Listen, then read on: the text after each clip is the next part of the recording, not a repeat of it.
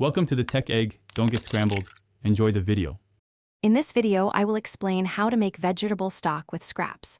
This is a fantastic way to utilize parts of vegetables you might otherwise discard, transforming them into a rich, flavorful base for many dishes.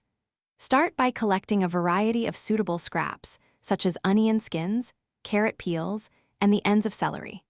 Remember to avoid vegetables like broccoli or cabbage, which can impart an undesirable flavor. Once you have about 8 cups of scraps, you are ready to begin. Now, let's get those scraps simmering. Take your collected vegetable pieces and place them into a large stock pot, ideally one with an 8-quart capacity. Pour in enough cold water to cover all the scraps by about 1 inch. This usually means adding around 12 cups of water. Bring this mixture to a gentle simmer over medium heat, then immediately reduce the heat to low.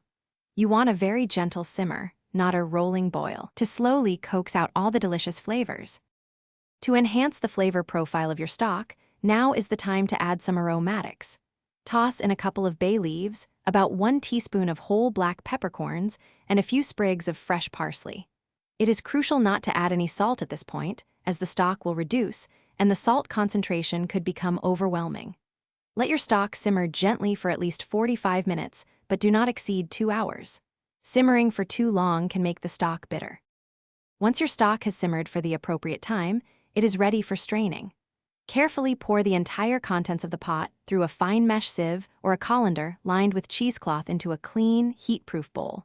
Discard all the cooked vegetable solids, as their work is done. Allow the stock to cool completely before transferring it to airtight containers. You can store your homemade vegetable stock in the refrigerator for up to 5 days or freeze it for several months, ready for your next culinary creation. Thanks for watching. Consider subscribing if I helped unscramble your problems.